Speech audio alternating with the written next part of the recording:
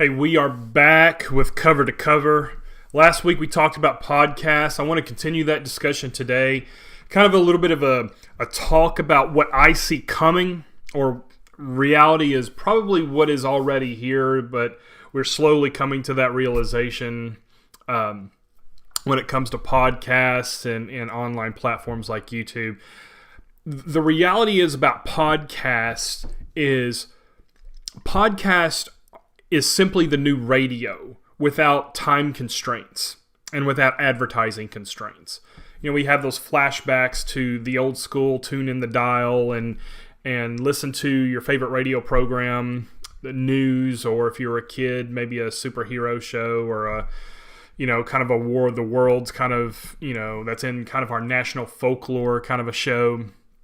The podcasting phenomenon is radio updated 100 years after the fact, or at least 50 to 60 years after the fact. But podcasting and online platforms like YouTube, Vimeo, those type of things, they offer a freedom because connecting with those who are consuming your content isn't based on keeping advertisers happy. It's really revolutionized media content because it's cut out the middleman, so to speak, and for the most part cut out the sponsor. I can reach a million-person platform or a multi-million-person platform if you're so inclined or so talented and have the time and the desire without any corporate sponsorship. This is revolutionary in the scope of reaching people. Usually you needed a giant corporation to sponsor you in the past, like Ivory Soap or Woolworth in the past, Woolworth department stores or something like that, a JCPenney department store or something like that. The Christmas Story, Little Orphan Annie was sponsored by Ovaltine, and that's when Ralphie's in the bathroom trying to decode the secret message that he got on his decoder pen. So anyway, it's actually reversed. This dynamic is reversed where advertisers are instead going after independent podcasters that are doing their shows with quality, trying to hitch their wagon to them rather than the other way around where the advertisers are driving all the content and you have to make them happy before you can put out content. Now you don't have to. It's completely cut that out. So it's become a huge platform for the average everyday person. You don't have to be a celebrity. You don't have to have training. You don't have to have technical skill. All you need is a webcam, a computer, and if you're really fancy, maybe even a nice little blue microphone, okay, that you can use. This is the brand I use, the blue Snowball microphone. I think it works pretty well for what we do here. But anyway, here's something that people furthermore aren't aware of. Podcasts, whether we like it or not, and platforms sort of like YouTube are the new university. Usually university education was a hedged type of thing. If you want education, you have to go to an institution and to get certified or to learn how to do a trade or anything basic like that. You had to go to a place, study under a mentor or a master or a craftsman, pay them to do it, and then you receive the skill and the certification in return. Everything has completely changed in that regard, where you can't really get the certification over YouTube and online platforms, even though now it's definitely going to move that way with online education and online university.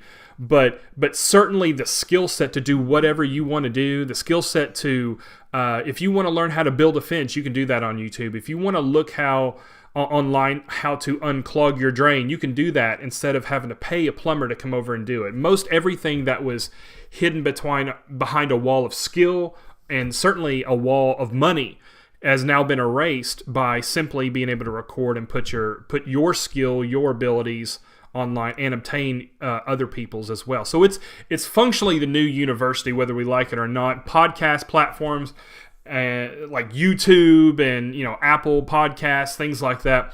They're also the new TV, but without the hassle of scheduling. If you wanted to watch a program in the past, you'd have to click on your remote and go there. Like, this program is going to come on at 8 o'clock, and then you have to actually suffer through commercials every 15 minutes, which my kids hate doing because they're in such a Netflix world where advertising is just the bane of all get out. They don't understand why I have to wait 3 minutes instead of just streaming a 30-minute episode. The reason that it's the new TV is because it's cutting out the advertising for the most part. Like, you look at an advertisement on YouTube, you're looking at a 30-second burst, and you can get out of it within 5 seconds. That wasn't the world more than likely. If you're under 40, you may have had that a little bit, but if you're anywhere from 35 to up, you definitely understand the world of commercials as it relates to TV. Platforms such as YouTube, podcasting, you get all your content with relatively little advertising. You can actually pay a small premium per month that is drastically less than cable, drastically less than what we're used to paying in old media, to eliminate commercials completely. You can actually pay a premium on Netflix or Hulu, and you don't have to watch advertising at all. Brilliant invention. This is how it's disrupting the industry. The media industry right now. Now, here's the deal. Here's the application why it's on the church webpage. Churches need to recognize this, and we need to capitalize on this. And whether you're from Southside or whether you're another pastor or staff member watching this on our page, I think churches need to see this for what it is and don't dig our heels in with old media, but embrace this and move forward. Because let's be honest, if we're still functioning in a world where we're doing, VHS ministry and analog cassette tape ministry, man, that's gone. That's old hat. Even CDs, man, that's way old hat to anybody that's under 25.